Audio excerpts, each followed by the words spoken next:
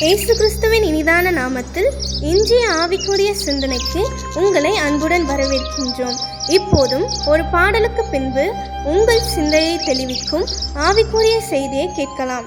அலையின் படகின்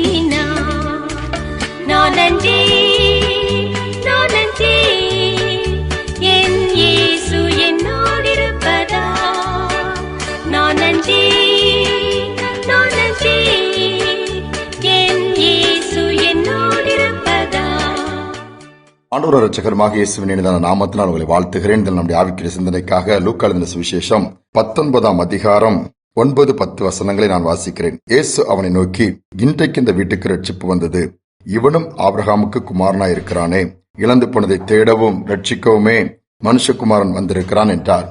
வார்த்தைகளை சற்று சிந்தித்து பார்ப்போம் என்று சொன்னால், இயேசு பூமியில் இந்த நாட்களிலே சகேயு என்கிற ஒரு மனிதனை சந்திக்கும் போது சொன்ன வார்த்தை, அவன் யார்? ஆயக்காரனுக்கு தலைவன், வரி வசூலிக்கிறவன் வேதம் சொல்லுகிறது. இந்த வாழ்க்கை கொஞ்சம் வித்தியாசமாக தான் இருந்தது. ஆனாலும் அவனுக்குள் ஒரு வாஞ்சை, இயேசுவை பார்க்க வேண்டும், இயேசு எப்படிப்பட்டவர் என்பதை அறிந்து கொள்ள வேண்டும். இதுதான் இந்த ஒரு விருப்பமே வாழ்க்கையை தலைகளாக புரட்டி போட்டது என்று சொல்லலாம்.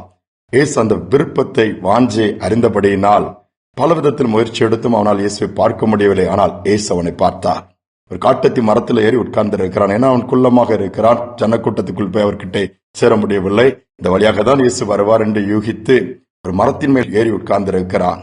அவன் இருக்கிறது யாருக்கும் தெரியாது, மற்றவர்களெல்லாம் அவன் கண்களுக்கு தெரியும். ஆனால் இயேசு அந்த வழியாய் வரும்பொழுது அண்ணாந்து பார்த்து பெயர் சொல்லி அழைக்கிறார். சகிவே, சீக்கிரமா இறங்கி வா, நாளைக்கு வா, வீட்டுல தங்கணும். ஒரு அன்எக்ஸ்பெக்டட், எதிர்பாராத ஒரு மகிமையான சந்தோஷமான ஒரு நிகழ்வு. வீட்டுக்கு சந்தோஷமா கூட்டிட்டு போறான். இயேசு அந்த வீட்டுக்கு நுழைந்தவுடன் அவனுடைய சுபாவங்கள் மட்டுமல்ல, வீடே மாறுகிறது.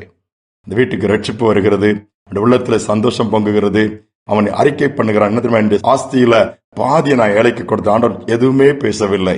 அவனுடைய மனதில் சுயநலம் மாறிடுச்சு. எனக்கென்று எதுவும் தேவையில்லை, நான் ஏழைகளுக்கு கொடுக்கிறேன், மற்றவர்களுக்கு உதவியை பண்ணுகிறேன் சொல்லி அவனுக்குள்ள இருந்த சந்தோஷம், சமாதானம், பொன்னை காட்டிலும் பொருளை காட்டிலும் உயர் பதவிகளை காட்டிலும் இயேசு போதும், இயேசு வந்துட்டாருன்னு சொல்லும்போது அதில் பிரதிபலிப்பை பார்க்க முடிகிறது.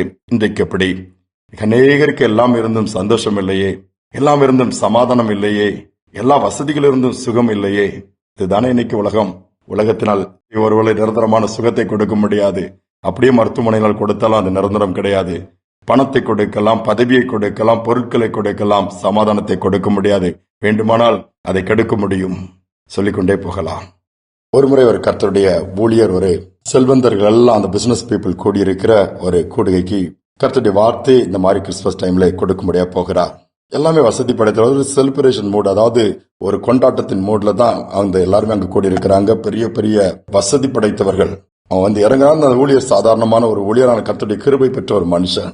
இவ்வளவு பெரிய பெரிய பணக்காரர்கள் மத்தியில போய் நான் என்னத்தை பேசுறது? இயேசு ஆசீர்வதிப்பார், இயேசு நன்மை செய்வார்னு சொல்லி, அல்லது அவங்க இன்னும் உயர்த்துவார், பிசினஸ் எல்கைகள் எல்லாத்தையும் இன்னும் எக்ஸ்டெண்ட் பண்ணி கொடுப்பாரு அப்படிலாம் சொல்லி பேசலாங்க போது அவையானவர் உணர்த்தினாராம், சமாதானத்தை குறிச்சு பேசு, சந்தோஷத்தை குறிச்சு பேசு.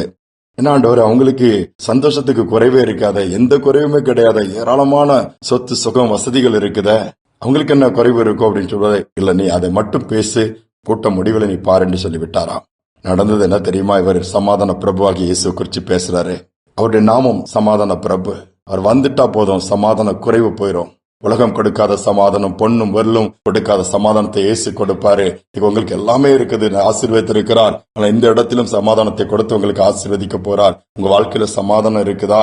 உங்களுக்கு சமாதானம் வேணா நீங்க நேமம் செய்யுங்க. இயேசு உங்க வாழ்க்கையில அனுமதிங்க. இருதயத்தை திறந்து கொடுத்து இயேசுவே உள்ளத்துல வாங்க என்று சொல்லி சொன்னீங்கன்னா இயேசு உங்க உள்ளத்துல வருவாரு.